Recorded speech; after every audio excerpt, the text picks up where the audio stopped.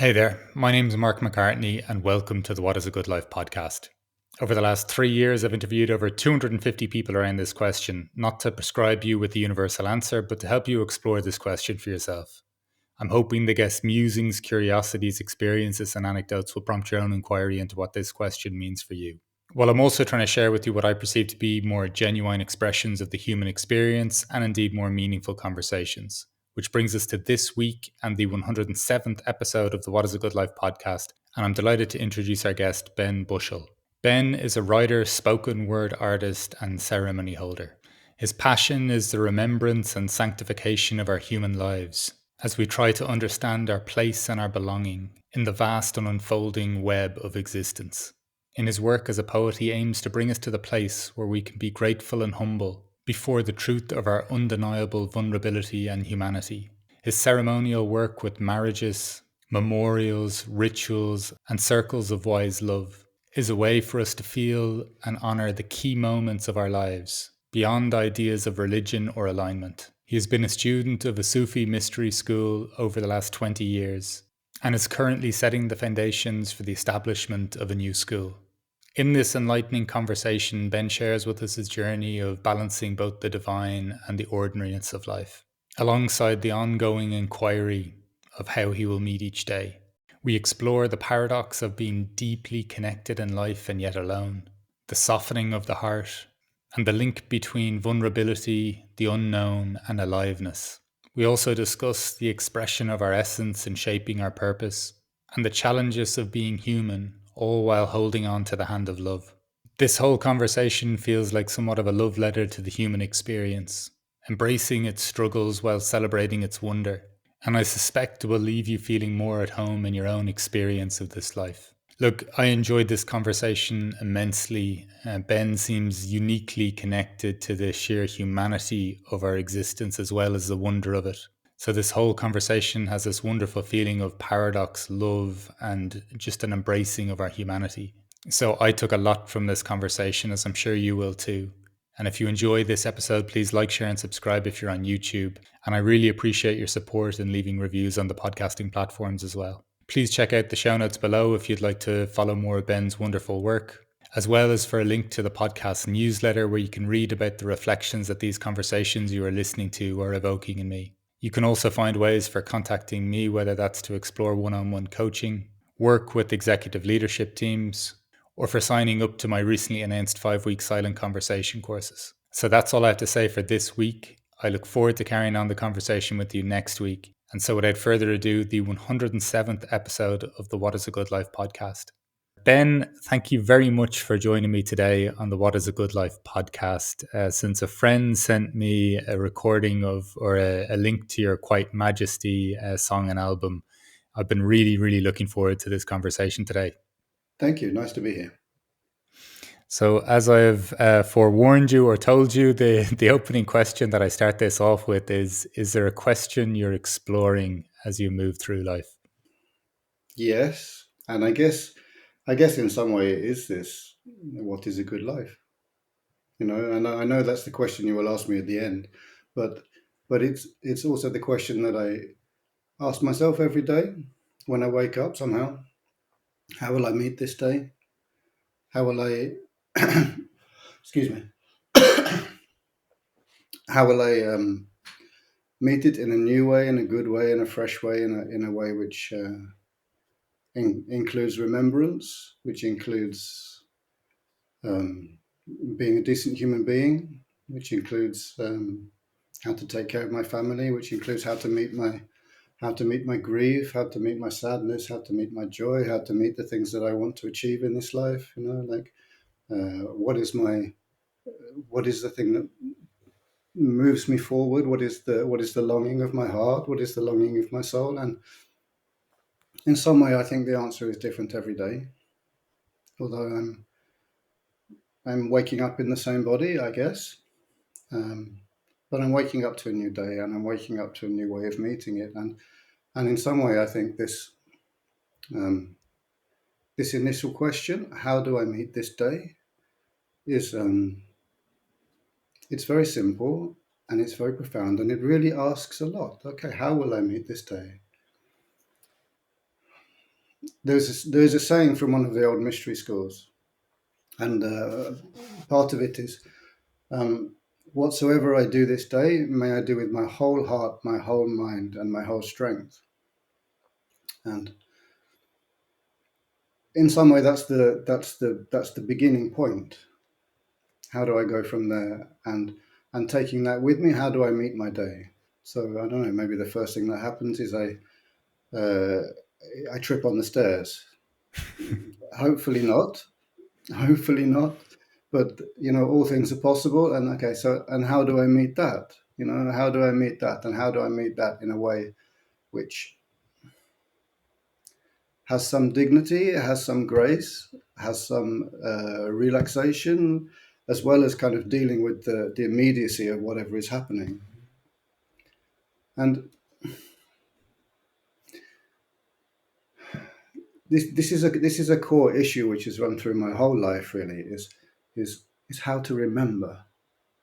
How to bring myself to the point where I understand and and not just understand but feel, embody, bring in this um, remarkable, ordinary, and miraculous truth that I am actually here.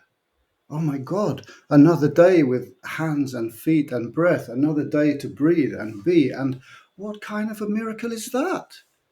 What kind of unbelievable, staggering strangeness and ordinariness is that? And and from there, then I have to meet. Maybe I trip on the stairs. I have to meet. Okay, there's a lot of dishes left in the sink, or my daughter needs this, or I need to go to work. I need to put money on the table, food on the table. So, but always this, and I think that comes back to the question that you're asking in the beginning: is that I don't know if it was a guiding principle, or if there is some kind of direction for the whole life, and if so, it's that for me. It's that. It's that willingness and ability to remember that actually this unfolding is at the same time as being very mundane and ordinary, it is miracle beyond the reach of words and feeling.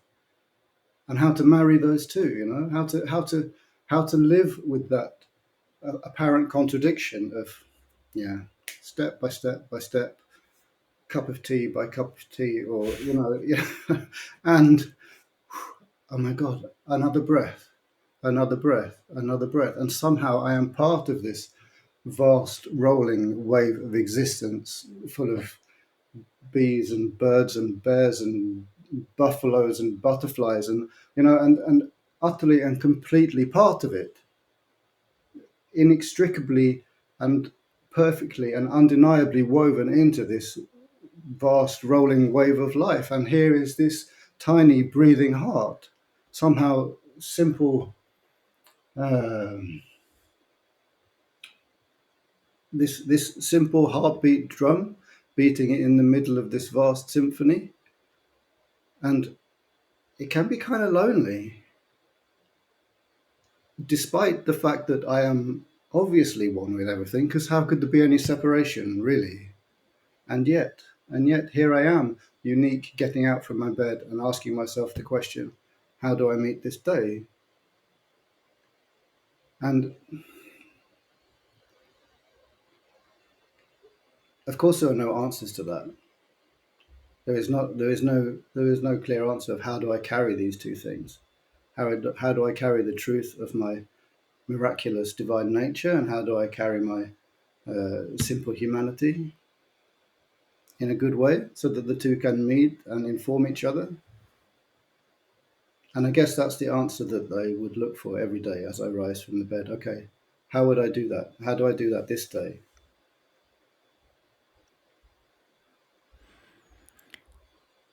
When did that? And I'm not looking for a specific date or something like that, but when did the holding of that become so apparent to you? Like and March the 3rd, 1983.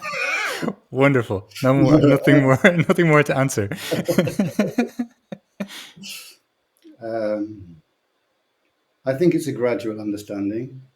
Yeah. I think actually it has always been there. I think it's there in all of us. I'm not sure that this is something that. Um, I mean, I think it's very much there in children. I don't. I mean, I can't remember myself as a child, but I see it in other children, in my children, in other children that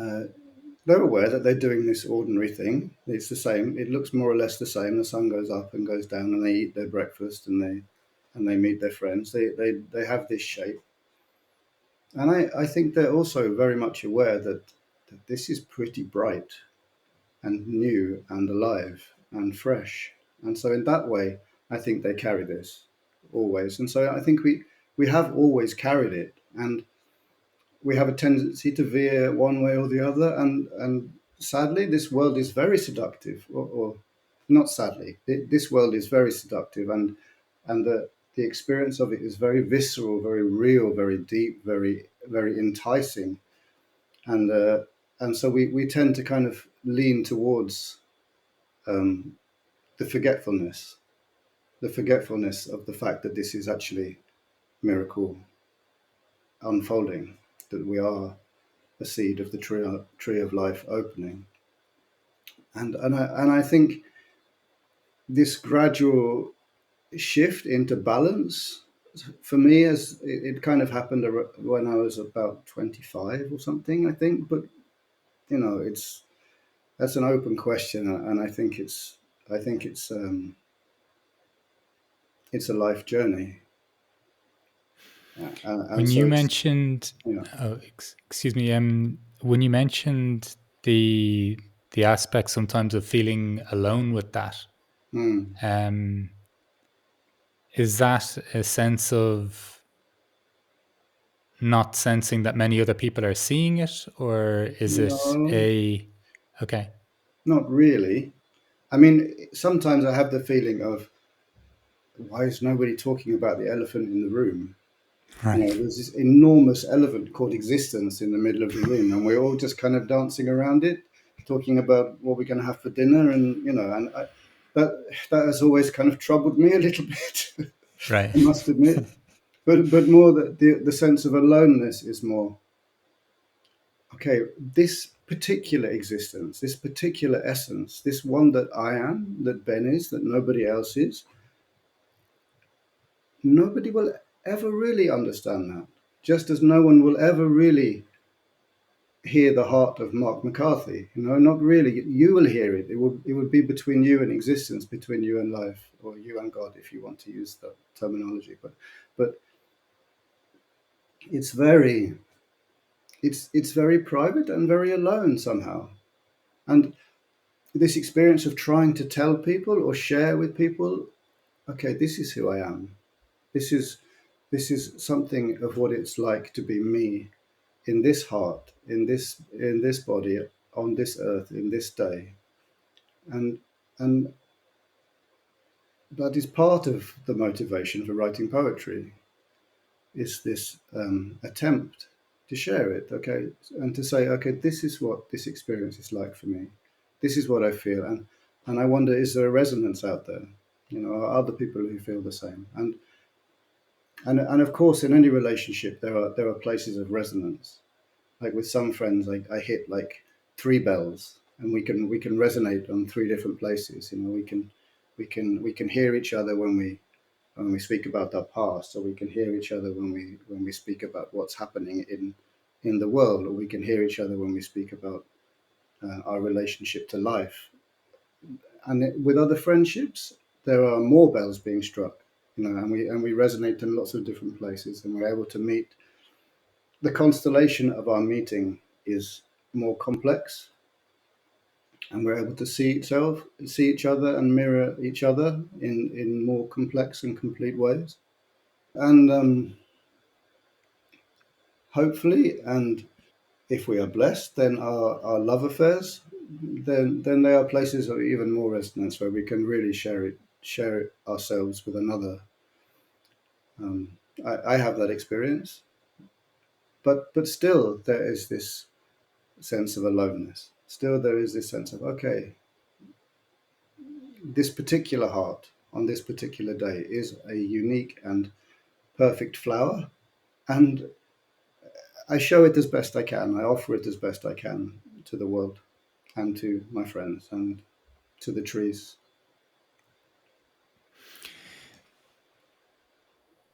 It's so interesting, isn't it? Almost like the very thing that makes us so unique. It almost comes with a slight poignancy, or there's something in it where, just from my perspective, like when if I'm experiencing, or if I sense something to what you're pointing to there, it's almost like one of these kind of perfect paradoxes or something like that in life, like where Mm, it's, when you're mentioning even there the remembering and the forgetting, the let's just say the mm, very ordinary and the miracle. Then, as you were saying earlier, even the feeling, and not just like, not an intellectual thought, that you're a piece of the fabric of life, almost like you're a part of it. And yet, even within that, there can be, or within that experience, there's also an awareness, because it would be completely disingenuous of me to say that I don't feel a sense of separateness in as you're pointing to, in my very unique experience of this life. mm. And I don't know, there's something, even in that, there's almost something kind of, it almost feels perfect for whatever reason. Like, it almost feels perfect that's a part of Yes, life, if you get me. yes. Isn't it wonderful and terrible? Yeah, yeah, yeah, yeah. Doesn't it hurt and doesn't it fill you full of bliss at the same Yeah, time? And these places of paradox, they're wonderful and they're awful and they stretch yeah, and they open the heart. That's somehow this yoga of existence is the places where we end up on the two different poles and we have to carry them at the same time. I mean, just simply love and grief. Like as we walk through life, and we love our children and our families and our friends and our lovers, and we know one day we're going to have to let it all go. Grief is walking side by side the whole time, and again, this a separate, perfect essence and utter and total uniqueness. No, an utter and total belonging to a greater whole. There is the other one somehow, and somehow in this space is where we find ourselves. Is where we, in this stretch between love and grief. Somehow, this is where we find our human heart, where we get tenderized, where it feels like we're dough in the baker's strong, unrelenting hands. Okay, here you go. I'll work with you again another day. Like, what will I make of you in between these two, in between these two places of love and grief? it's almost like it's almost like the a built-in aspect of life, that, like, because life is moving, right? Mm, um that this creates like almost an effortless movement with life, like, in that I don't get to just sit still. Like, of course, there can be stillness in life. We can be physically still, even mentally still sometimes. But I just mean that there's these, when you kind of said the baker's dough, or moving the dough. Like, there's almost something part of this, then, that it keeps me in communication with life. Like, mm, there's no point in which, if I just stay in the same spot, that I won't have a different experience, because there will be this movement around. There will be, even in veering more to the balance between, let's say, remembering and forgetting. That's different every day. Or, even as you're describing there, getting up each day and kind of asking, like, how do I meet this day? Even if the day had the same structure, or appointments, the very same things, it would still be a different day. There's something kind mm, of, once again, like, there's like it life doesn't feel static that way, like, and it's moving, and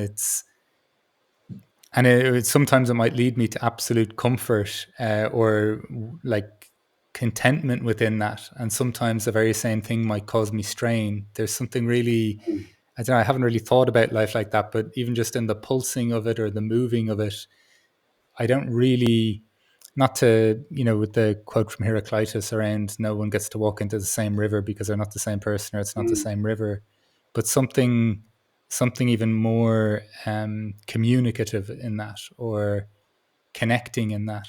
mm. It's tender and it's difficult. You know, Hmm. this meeting the day each day, because it asks something of us, and somehow I think it's asking us to remain in this place of not knowing, really, of not knowing what it is we're going to meet and how we're going to meet it, and pointing back to that quote somehow, then it's kind of ever arising. It's ever fresh. It's not like, okay, a template, a cut out cardboard template of Ben meeting a cut out situation that he's met before. You know, it's like it's an alive, living heart meeting a bright new situation, and hopefully meeting it with some degree of grace and willingness and patience and listening, and not having to know what the answers are, not having to have a whole set of um, responses to situations, or to people, or opinions, or to be able to meet it in a way where I don't know, actually, where I am a little more exposed, a little bit like this interview, you know, like I feel utterly unprepared to answer the question, what is a good life? And but hopefully there is some kind of answer arising as we meet and speak with each other, and it is, and that is kind of what's happening, and there is the possibility for creativity also, in that uh, I'm not, I was going to say unprepared, but it's not really unprepared, because as we move we do build, and we build a sense of self, and we build a kind of a healthy, strong container in which our experience can unfold and happen. So in that way, we are prepared. But in this uh, sense of remaining in the tender, difficult unknown, there is a possibility for creativity to arise, and then hopefully something new to arise in this life. Not just a repeat of the things we've done before, but the possibility for a different flower to open, or to hear a different bird song, or to meet a situation differently. Okay, maybe yesterday my colleague said something stupid to me, and I reacted like an angry, grumpy Englishman. And maybe today they do the same thing, and perhaps I can meet it a little more, with a little more openness and humanity. Yeah, and as someone who has just had a wonderfully a wonderfully reactionary conversation with my wife earlier this morning. Um, Those ones, huh? yeah. One where you feel it's important too. Like, do you know what I mean? Like one where it's not even a shame around anger doesn't arise, because it's like, okay, some Mm, things were said that needed to be said.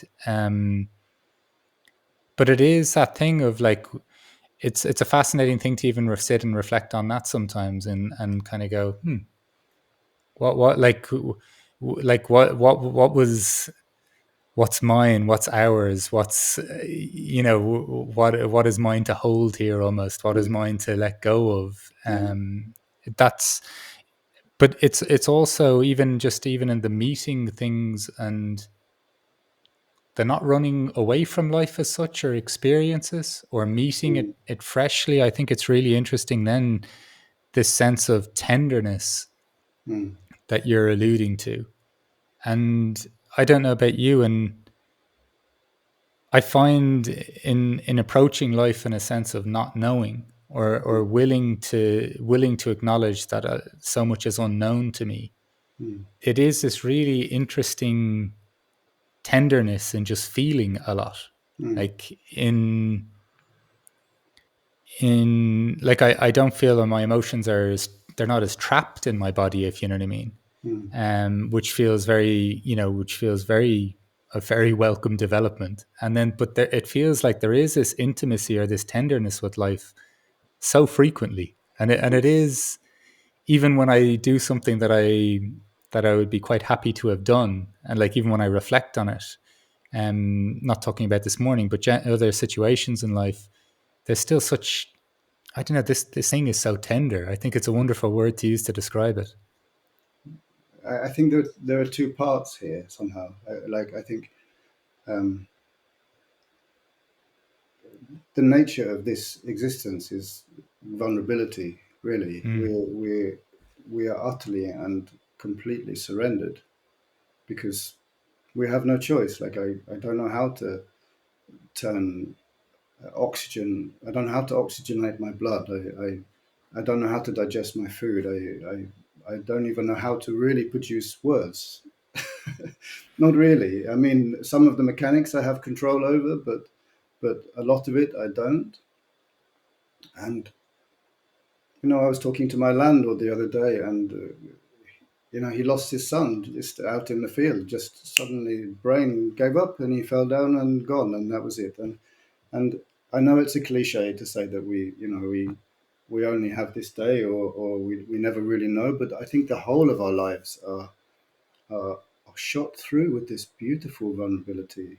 This if we can open wide enough to allow it to be there, this it's a very achy, tender experience to be here. And then the other side of it, or not the other side, but another aspect to it, another aspect of the diamond, maybe because this diamond of vulnerability has many facets, but this essence, the one that I am, like the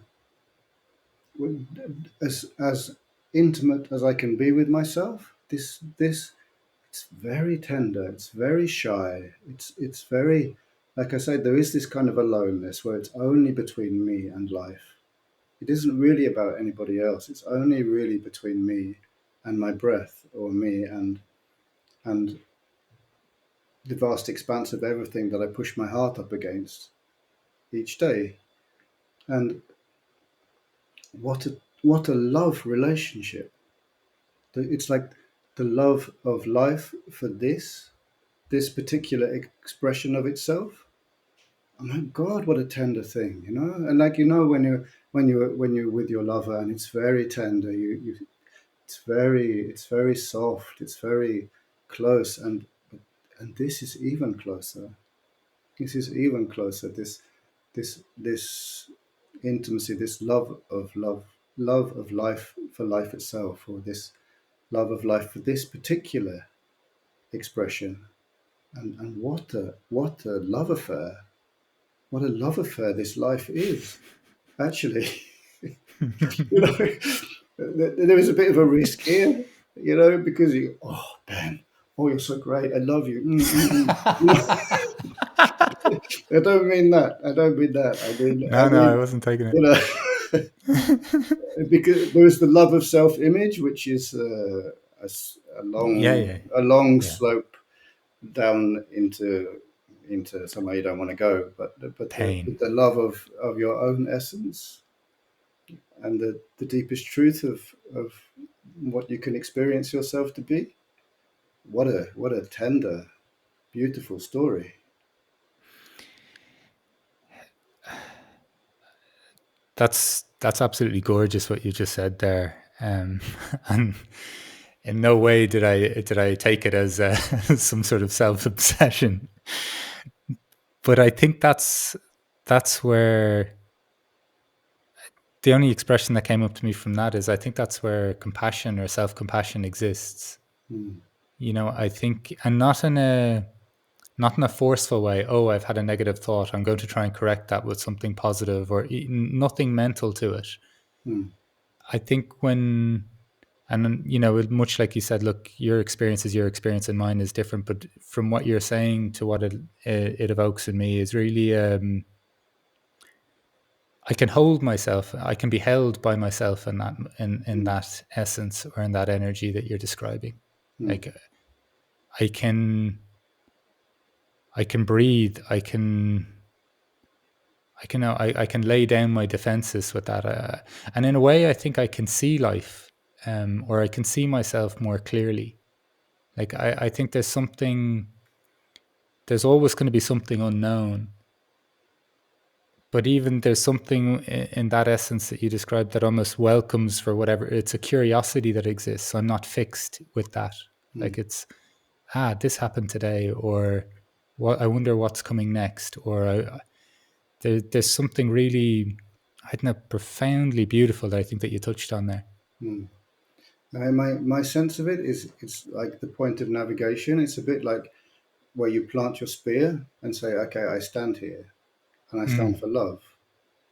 And the center of that love affair is the love affair with from me to me, from love to love, from life to Ben. It's like that is the very center of that love and the center of compassion. And then from there, the compassion can radiate out. So you can keep a hold of this spear or keep a hold of the hand of love, and from there you can look around. And the first circle is inside of me. Even the first circle is, okay, the part of me which is afraid, or the part of me which is sad or confused, or grieving, or wishes that my life was different, or has no faith. Has I stand here and I hold the hand of the love, or I hold the spear that I've planted, and I can reach out and I can love these parts of myself. So there is the first circle, and then there is a wider circle, of course, and a wider circle still. There's a circle of our friends and our family and our loved ones, and then there is the circle of strangers and people that we don't know, and then there is the all this wild relationship with the earth, the relationship with the stones and the trees and the birds and the clouds and the oceans, and to keep hold, and never let go of the hand of love, even when you're in one of these what did you call it, reactionary conversation with someone who you where it's becoming difficult, where you're both being triggered, you're like, whoa, keep hold of the spear, keep hold of the love, and keep hold of that sense of compassion and miracle, because they're dancing together also, this this love affair of essence, and the remembrance that I am here, and that is strange and wonderful indeed.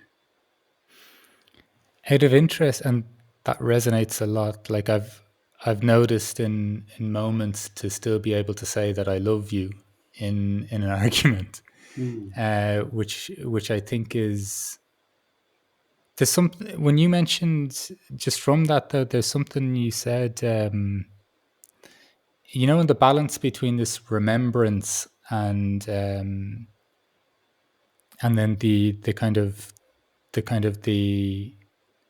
the necessary requirements of life, or just the ordinariness of life as well. Do you notice when you're saying we're leaning more towards forgetfulness at this point, but even being in imbalance between these states, like have you noticed yourself in this exploration of being almost in moments of being lost in the miracle, or has this is that a potentiality within this for you at times, or how do you kind of experience the balance in it? I mean, I think they're both always there. I mean, this Yeah. this humanity doesn't really go away. The body is here. I'm breathing and I'm thinking, feeling, farting. feeling, doing all the things that a human does, and at the same time, the other thing is happening. I think the the experience of our divinity, of our bright silver soul, is more subtle and more easy to forget. But even if it's not at the forefront of awareness, I think we all carry it all the time, Yeah. and I don't think there's any danger of getting lost here in the divine, because we have so many of our bodily needs, of our relationship needs to meet, so we're safe there. I think, if anything, the the problem lies the other way, when we invest too much in our desires and our wishes for power and money and Yeah. you know domination, and forget our true belonging. I think it's, just my perspective. I think one of the great sufferings that we experience is this almost an unawareness or a resisting of what you described earlier, of almost the longing of your heart or the longing Mm, of your soul. mm. From your perspective, how have you cultivated or become aware of that, or how has that kind of unfolded for you? Not looking for specific dates this time. No, I mean, um, I think it's a very tricky one. Like back in my 20s, I was in quite a few men's groups, and then there was a lot of movement. Okay, what is your deepest purpose? What is your gift for the world? And that is a good question, and there is truth in that question, and there are secrets to be unlocked and found, and there is a terrible trap there. There's a terrible risk of that. You have to be something. You have to become. Mm, You have to like shine. You have to take your remarkable experience and monetize it and offer it on Instagram, or there is a trap there. So with that said, that's kind of like, okay, if we can bear that in mind and be compassionate with ourselves and slow and take time with it, then I think it's one of the questions. What does my heart want? What is it that I want to do? Why am I here? And the answer unfolds, and it changes. And the answer that I would given 20 years ago is not the same answer I would have given 10 years ago, and not the same answer that I would give today.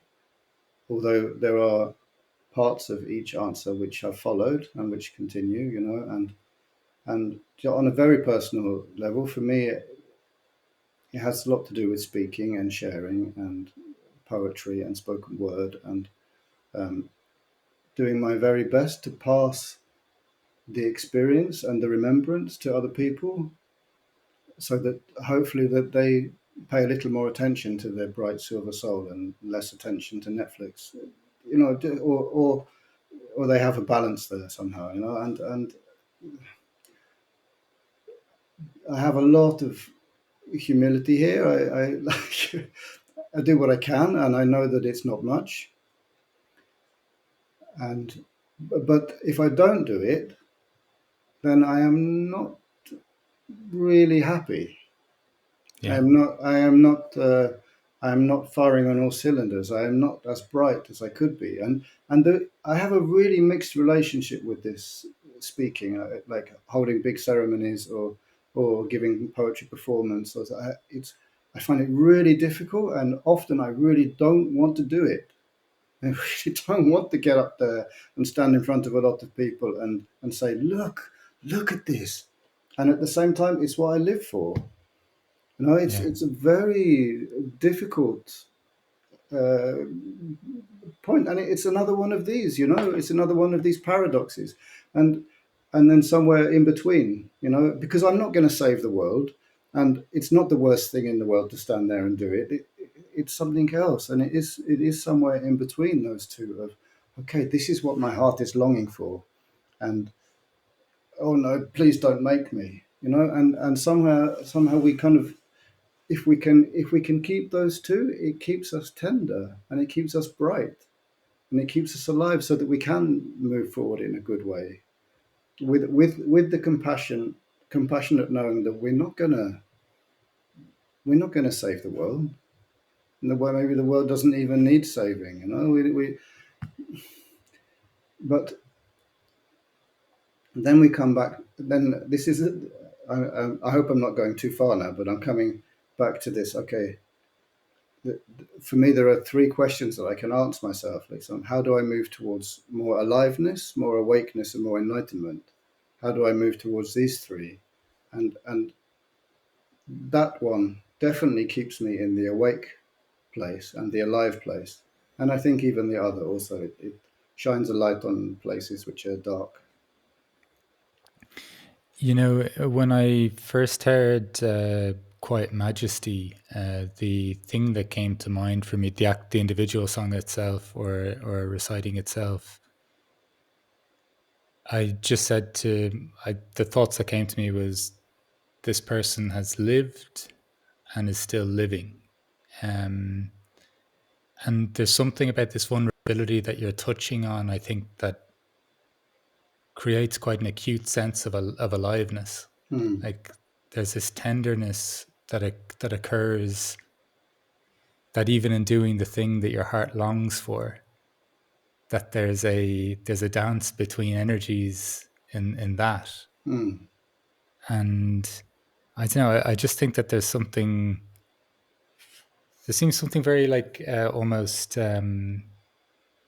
primal about that, like, or like it's a necessary they're necessary poles, like, for this kind of movement we were talking about before, for there to be kind of like an effortless or like a regenerative energy or an aspect of life, that these are the pockets that, or the kind of the energies that we find ourselves in, where it becomes the living and the aliveness and the noticing just becomes more effortless, because they become so strong, as like, they become like they're so much more easily noticed in these spaces or places. Hmm. This poem, Quiet Majesty. Uh, I once saw a fox in the snow, bright as an ember he was in the night's dying fire. This one, it came from when I was walking, and I saw it was in the, I live in Sweden, and it was in the deep winter, like January, like -10 or something, and snow all over the place. And I saw a fox go by, and he was limping, and I was like, oh my God, are you going to be okay? you Yeah, know, like if you're limping in the middle of winter, and this is, you're in a tough spot. You're in a tough spot, and just my heart just went out to him, and then there was this sense of, but there was no sense of uh, feeling sorry for myself, feeling sorry for himself. Of course, that maybe that's not even not in their book to read. This sense of distance and looking, and feeling self pity. But his belonging was so obvious and complete, like his giving his purpose, serving his purpose in life. He is his purpose in life, and yeah, and this is true for us too. That it's not really about what we do. It's not really about the things that we share. It's about that love affair again. It's about that love affair of, like, softening into the essence of what I am, and allowing the essence of what I am being the gift that I give. And if we can rest in that, then it defuses this bomb which is hidden in those questions. What is my gift? The bomb of, like, pressure, and like I need to be something. It defuses that, and it turns it into a love affair with life.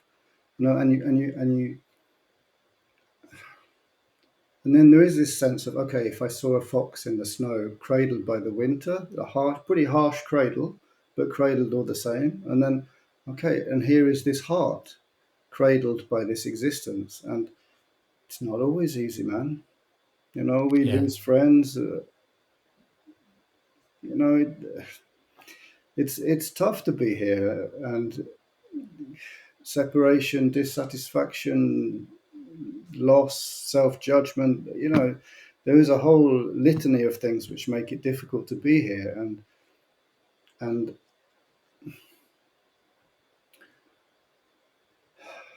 if we can rest ourselves anyway in this vulnerable cradle, then perhaps we are doing the thing that we're brought here to do. That it isn't one specific thing. It's not like, okay, Ben, he's a poet. That's his thing. That's not. It's not. It's not. There are so many other things in my life. Like I don't. Most of my time, I'm not doing poetry. Most of my time, I'm doing something else. And but in that resting of my tender, vulnerable heart in the hands of love, merciless and merciful love. If when I rest my heart there, then I am giving my gift, just like the fox is giving his gift by being a fox. He's not doesn't have to be anything in particular. He is serving the mystery as he walks through the snow, just like we all do, like we all have to. Everything serves the mystery, and that is our purpose. Yeah, but it makes me think earlier of the big elephant in the room being existence. Yeah. And if we're ignoring that one, it's kind of hard for us to believe that our purpose may be to exist as you. And whatever, that's not a fixed thing. That's a that's a daily inquiry, as you pointed to, of how do I meet this day almost. Mm, But it does kind of make sense that we, in kind of avoiding just almost the fact that we exist, or like, Jesus, does anyone else find this strange that we exist? Wow, like, look, I was looking at my hand yesterday for a while. Just I'd mentioned to you before, I'm taking a break apart from this recording from the internet for this week, and I just spent a while looking at my hand and the veins in my hand, and I thought to myself, would I have been able to draw the pattern of veins on my hand mm, if I hadn't just looked at it now? If someone, mm, and I thought, what a strange thing that is, that I probably wouldn't have been able to be able to tell you, like, to know where the veins on my hand were mm, per se. But it was very much in this vein, excuse the pun, of like, wow, this is strange, like, this is strange, this is wonderful, like, I exist. mm, And even the, whether it's the conversation or the relationship with life or universe or the divine, even that I'm reflecting on it, wow, that's utterly bizarre. And what a gift. mm, And at the same time, when I think that if we discount that so much, I'm not saying that we all just sit around looking at our hands for days on end, but I just mean, if that part ceases to be a wonder, it kind of makes sense to me that we go looking for definitions or labels of or something known or something fixed for what is my mission, what is my mm. purpose, what is the point of this, of my life, these kind of things. Just when you said it there. Yes, I agree.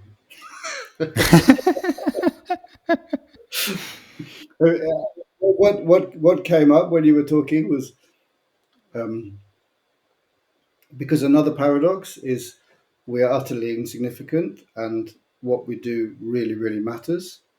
Yeah, And uh, this is a story, and accept or reject it. Maybe it's science, maybe it's creation myth, maybe it's the way it is, maybe it's just a whole bunch of syllables. But if in the beginning there was one seed, if in the beginning there was a universal choir of voices where we were one before the Big Bang, the singularity, in the beginning was the Word, and the Word was God and was with God, where we all sit together in a circle, no separation, no distance, everybody within the love, and then this seed opens, and the vast tree of existence, but starts to open, the Big Bang. This whole kind of expanding universe seems begins to happen, and planets and suns hang in the branches like ripe fruits, and they begin to fall and open. The whole kind of cosmos opening, expanding in all directions at once, and each of our hearts also a fruit on the tree, also a flower on the tree, and opening, like each of us carrying this perfect seed of existence and being the very place where life opens. Like this point is where life is opening. This is the expanding, growing point of the branch on the tree of life, and you are, and you are, and you are, and you are. Each of us is the point where life meets life, where creativity expands, explodes, and opens, and in that way, we are insignificant because the vastness of this symphony, the vastness of this opening tree, of this expanding cosmological experiment, this is we are tiny, we're less significant than an ant, perhaps, and yet we are the place where life is expressing. We are the place where the story is being written.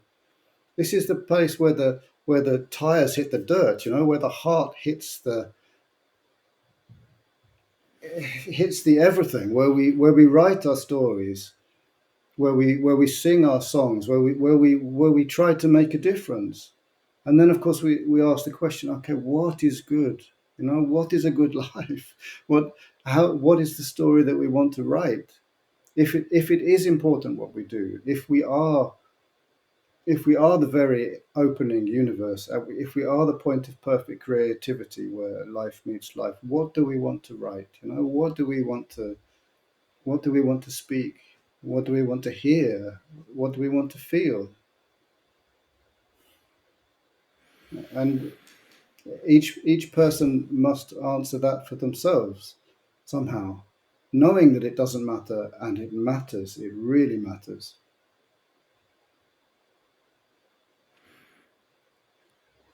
I have no idea if I With answered your question at all there. I no, totally. this is. I was just sitting with what you were saying for a moment there. The do you find that this is? Do you find, or how would you describe almost your relationship with navigating some of these paradoxes? Like, is this a something that you feel in tune with? Is this something that causes friction, or how would you even describe that? Because you're pointing obviously to a series of them that they all resonate strongly. Just wondering what your experience is with almost like holding that wider, I don't want to say wider context, but just this line of vision towards these things, I guess. Sometimes it's awfully difficult, Mm. really, to be human.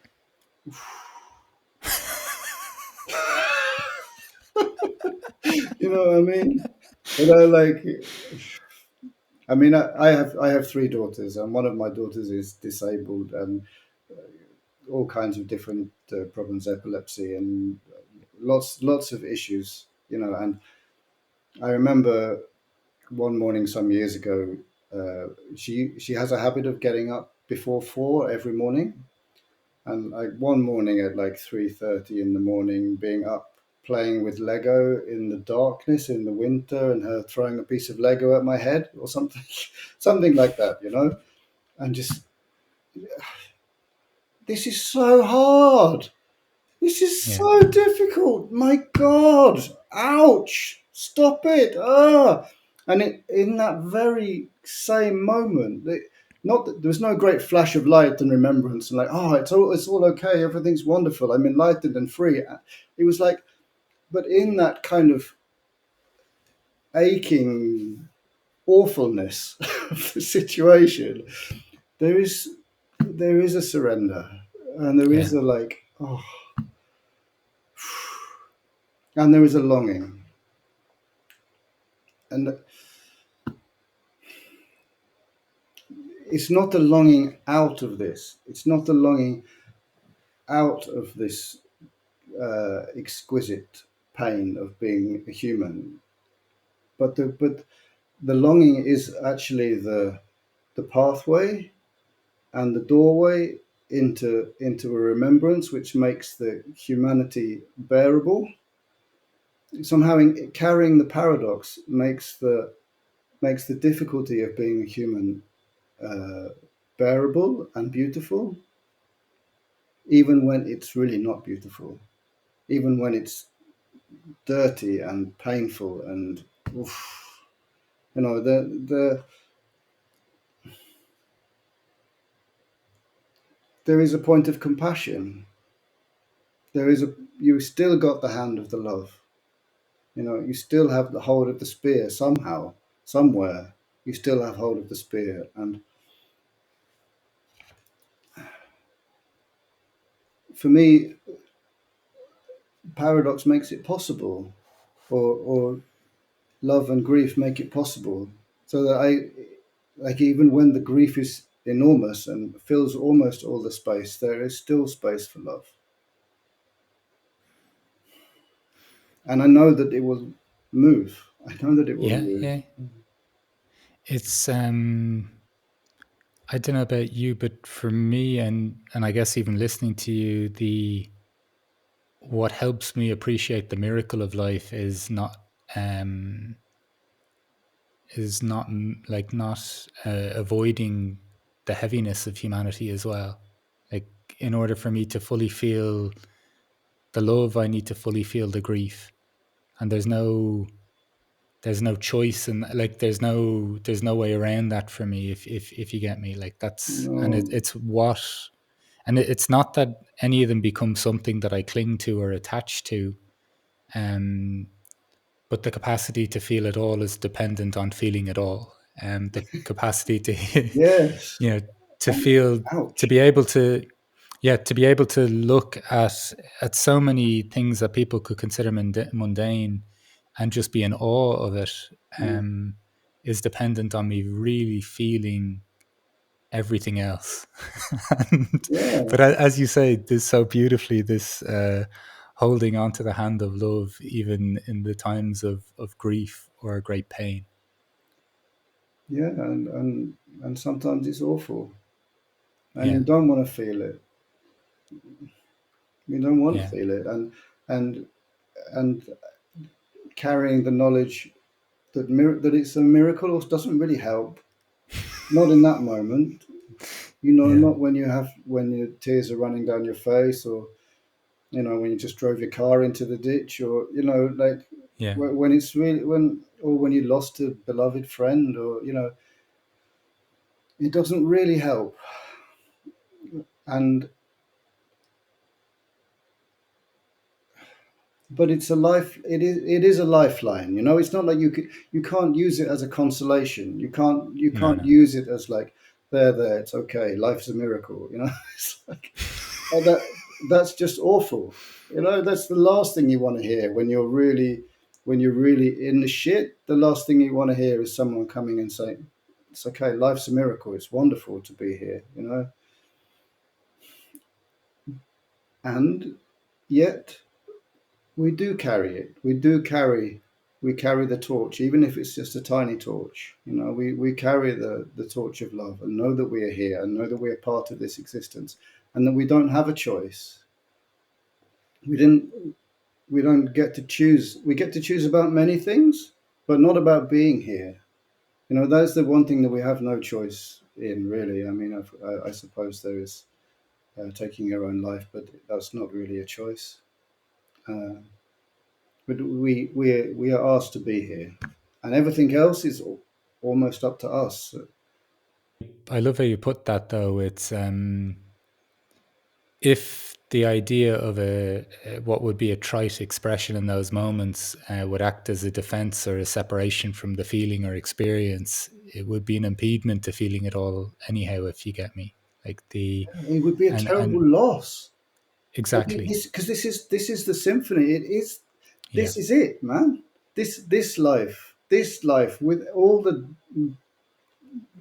difficultness. This is the symphony. Like, ding, there is the tone of grief, and ding, there is sadness, and ding, yeah, and they all carry different tones, and and there is joy, and there is longing, and there is rejoicing, and this is our experience. This is ours to have a love affair with, to engage with, to be. This is all we've got. We have this humanity. We have this thing that's been placed in our hands. We have been given this command of be here, be human, and somehow we have to do our best to embrace it, even the stuff which stings. or right out deeply hurts, because that every time we open a little, why do we hear a little more of the tone of the chord, of the great swelling chord of love, which is all of it, which is the sound of the tree of life growing through existence, which is the sound of this single heart in a vast sea of life. There's I don't want to fluff your feathers too much, but there's a number of times you've said stuff where I just wanted to sit with it for a number of moments, without per se carrying on the interview or the conversation.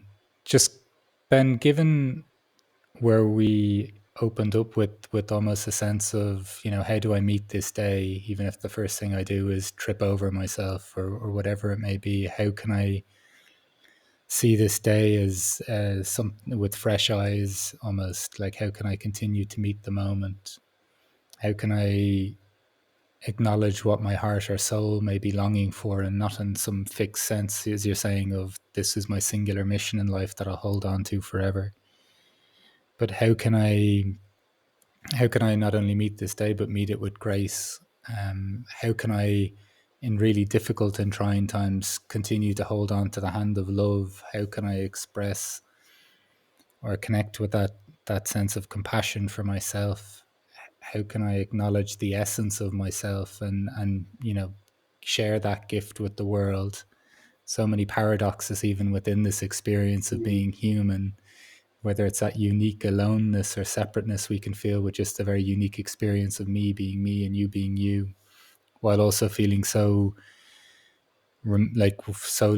so much gratitude, I guess, for the miracle of life, remembering that, not forgetting that, even within the the complexity of this existence. Really curious to hear to hear your response to the question of what is a good life for you. Well, it's an ongoing exploration. There is no, I don't have an answer. And like I said, I think even the answer is different every day. But intimacy, intimacy, like, and for me, that's an experience of how do I push my heart up against this, whatever this is, like, and this can be me looking out at the ocean. I live out on the west coast of Sweden. I'm pretty close to the sea. Like, if I push my heart up against this creation here, and I'm with the oak trees and the stones and the water, or whether it's more human, whether I'm pushing my heart up against the plate when I see my daughter have another seizure and I catch her, and what happens to me when I need to do that, and what happens to her, how do I meet that, and what happens when I sit down and I turn my heart towards the greater experience, towards the fact that I am here, towards the fact that I have breath, towards the fact that somehow life is speaking through me and expressing through me. How do I push my heart up against it? To get closer, get more intimate, how do I open my ears to hear? How do I hear as I'm sitting here talking to you? Can I also hear the sound of the waves on the ocean? Can I hear the sound of the clouds forming? Can I hear the sound of these massive human cities, like Beijing or Mexico City or London or something? How can I still hear the throb of these places? Can I hear the sound of turning stars? And can I push up against the unseen? Can I push up against all the things that we haven't said that we could have said? Can I push up against the who is Mark McCartney? Mark McCartney. Like, what is your heart? Who are you? And what is this meeting between us? And what is arising between us? And how is it arising, and why is it arising, and what will it be for? And like, how do I stay bright, inquisitive, and soft and tender? And somehow that's through intimacy for me. Just as inside of a love relationship, if the intimacy starts to disappear, and I'm not talking about physical lovemaking and sex, although that is of course one of the flowers, but I'm talking about how do we stay close, how do we stay interested and curious and loving. So this and intimacy, of course, is forever, always and forever linked to love. So as I push my heart up against the everything, can I find love there?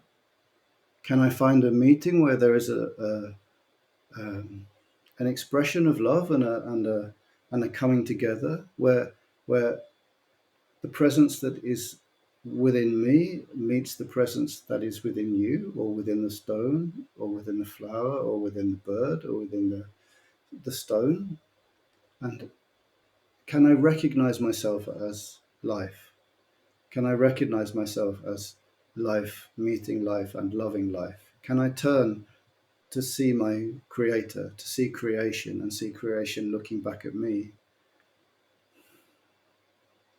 And can I do that with a wide enough tenderness and gratitude so that I can also experience this internal love affair?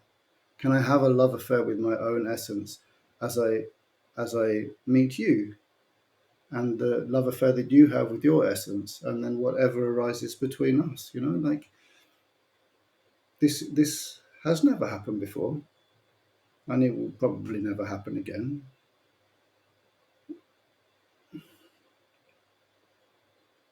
And hallelujah. And sometimes, I mean, Leonard, sometimes they are broken hallelujahs. Yeah. Sometimes when you're just holding on all you can, holding on to the hand of love, and the storms are wild and raging, and it's all you can manage is a broken hallelujah. Like, oh, does it have to be this much? Does it have to be Yeah. this much? But what choice do we have except to move towards it?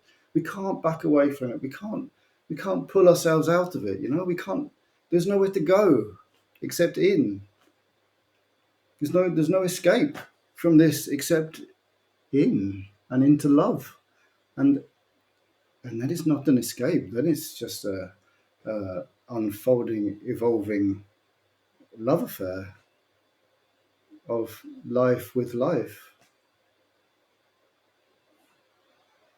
I don't know. I mean, there's so there is so much to be said. There is so much to be said and nothing to be said.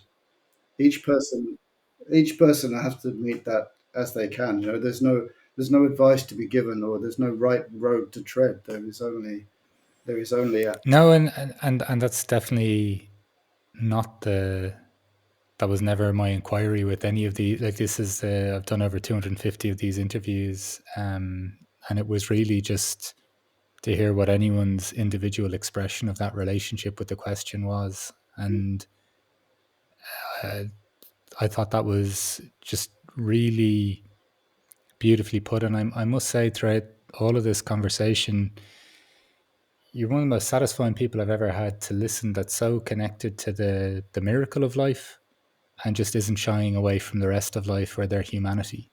There's a real wholeness to the expression. So I just really, really want to thank you for joining me today, Ben, on the What is a Good Life podcast. It's been a great thrill for me. thank you. My great pleasure.